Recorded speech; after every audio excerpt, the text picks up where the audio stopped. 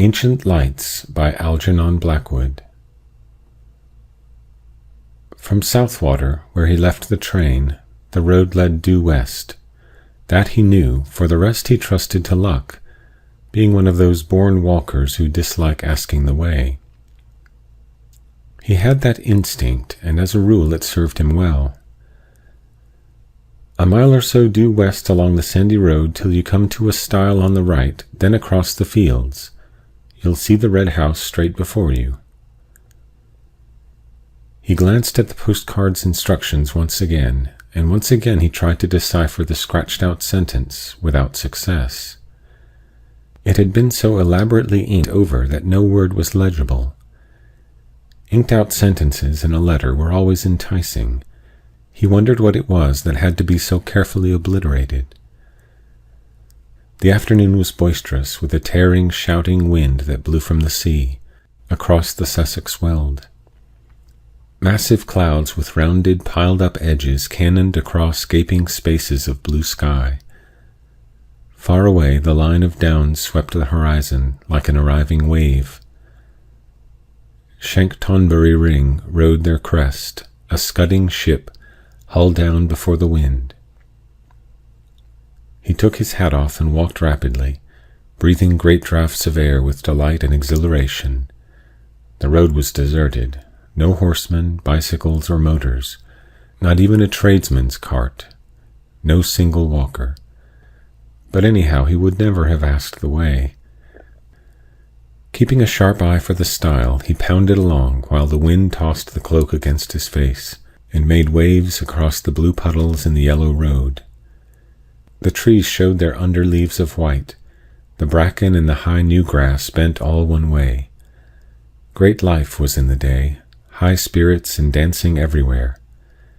And for a Croydon surveyor's clerk just out of an office, this was like a holiday at the sea. It was a day for high adventure, and his heart rose up to meet the mood of nature. His umbrella with the silver ring ought to have been a sword, and his brown shoes should have been top boots with spurs upon the heels. Where hid the enchanted castle and the princess with the hair of sunny gold? His horse. The stile came suddenly into view and nipped adventure in the bud. Everyday clothes took him prisoner again. He was a surveyor's clerk, middle-aged, earning £3 a week, coming from Croydon to see about a client's proposed alterations in a wood, something to ensure a better view from the dining-room window. Across the fields, perhaps a mile away, he saw the red house gleaming in the sunshine, and resting on the stile a moment to get his breath, he noticed a copse of oak and hornbeam on the right. Aha, he told himself. So that must be the wood he wants to cut down to improve the view. I'll have a look at it. There were boards up, of course, but there was an inviting little path as well. I'm not a trespasser, he said. It's part of my business, this is. He scrambled awkwardly over the gate and entered the copse. A little round would bring him to the field again. But the moment he passed among the trees, the wind ceased shouting, and a stillness dropped upon the world. So dense was the growth that the sunshine only came through in isolated patches. The air was close. He mopped his forehead and put his green felt hat on, but a low branch knocked it off again at once, and as he stooped an elastic twig swung back and stung his face. There were flowers along both edges of the little path. Glades opened on either side. Ferns curved about in damper corners, and the smell of earth and foliage was rich and sweet. It was cooler here. What an enchanting little wood, he thought, turning down a small green glade where the sunshine flickered like silver wings. How it danced and fluttered and moved about. He put a dark blue flower in his buttonhole. Again his hat, caught by an oak branch as he rose, was knocked from his head, falling across his eyes. And this time he did not put it on again. Swinging his umbrella, he walked on with uncovered head, whistling rather loudly as he went. But the thickness of the trees hardly encouraged whistling, and something of his gaiety and high spirits seemed to leave him. He suddenly found himself treading circumspectly and with caution. The stillness of the wood was so peculiar. There was a rustle among the ferns and leaves, and something shot across the path 10 yards ahead, stopped abruptly an instant with head cocked sideways to stare, then dived again beneath the underbrush with the speed of a shadow. He started like a frightened child, laughing the next second that a mere pheasant could have made him jump. In the distance he heard wheels upon the road, and wondered why the sound was pleasant. Good old butcher's cart, he said to himself, then realized that he was going in the wrong direction and had somehow got turned round, for the road should be behind him, not in front. And he hurriedly took another narrow glade that lost itself in greenness to the right. "That's my direction, of course," he said. "The trees has mixed me up a bit, it seems." Then found himself abruptly by the gate he had first climbed over. He had merely made a circle. Surprise became almost discomfiture then, and a man, dressed like a gamekeeper in browny green, leaned against the gate, hitting his legs with a switch. "I'm making for Mr. Lumley's farm," explained the walker. "This is his wood, I believe," then stopped dead because it was no man at all, but merely an effect of light and shade and foliage.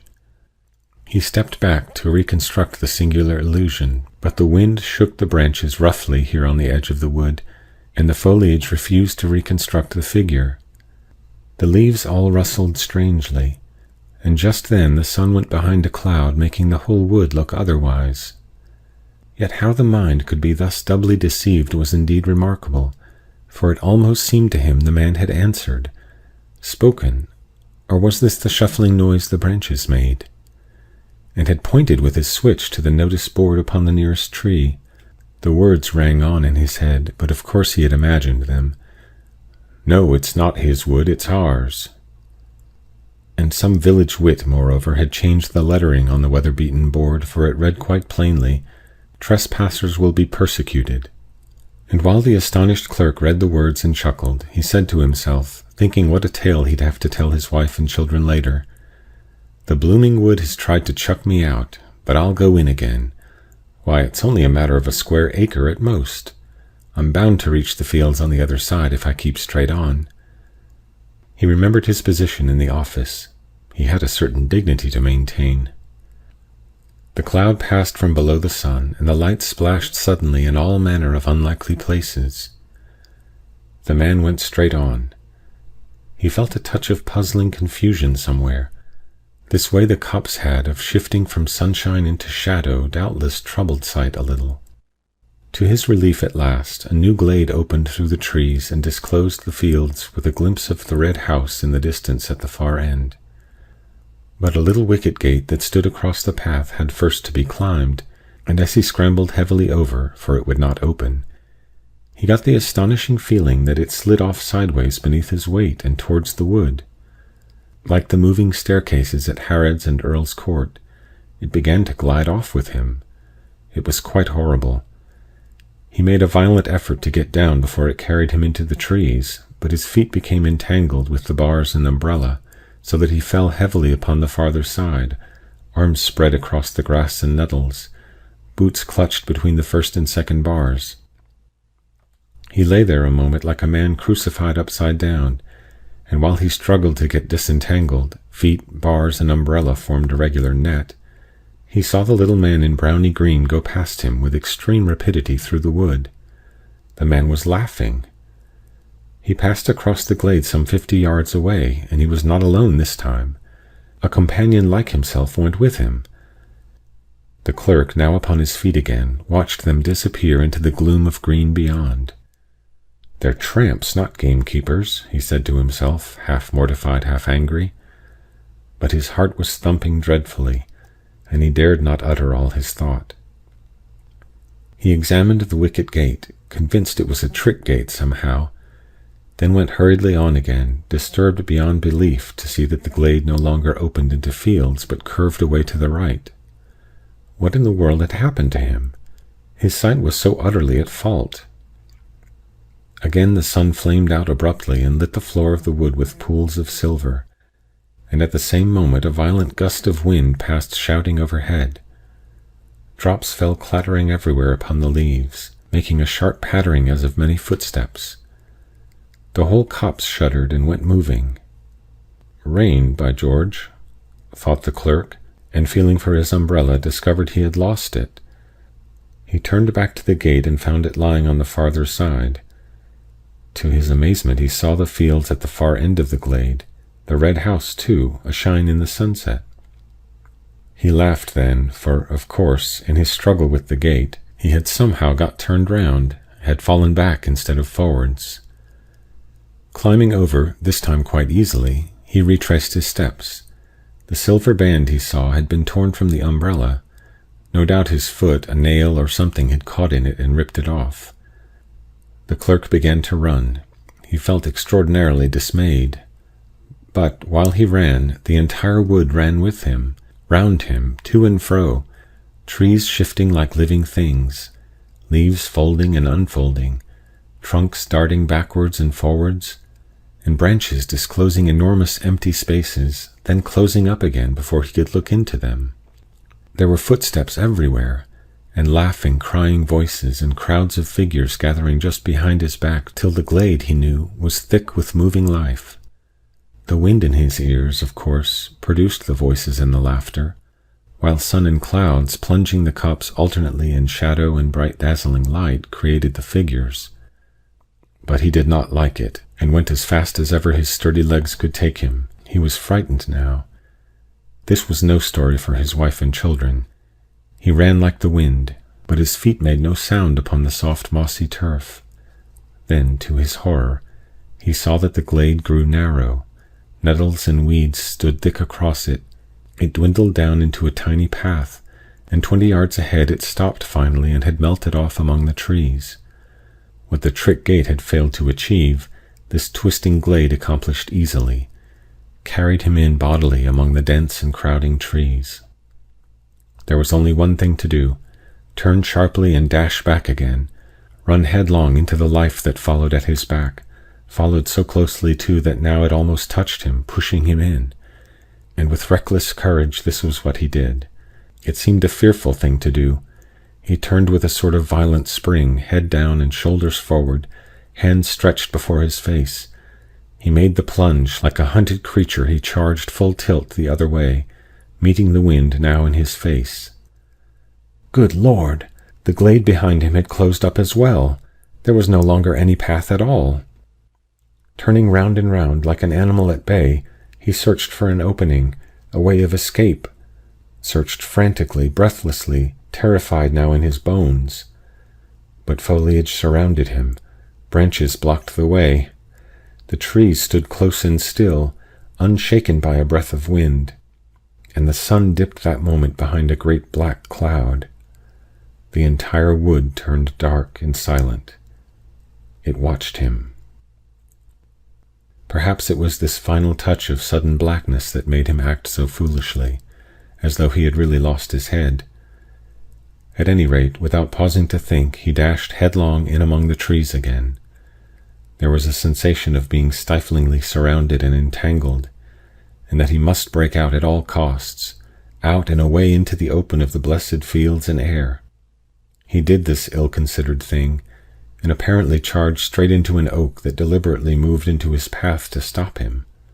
He saw it shift across a good full yard, and being a measuring man, accustomed to theodolite and chain, he ought to know. He fell, saw stars, and felt 1,000 tiny fingers tugging and pulling at his hands and neck and ankles. The stinging nettles, no doubt, were responsible for this. He thought of it later. At the moment it felt diabolically calculated. But another remarkable illusion was not so easily explained.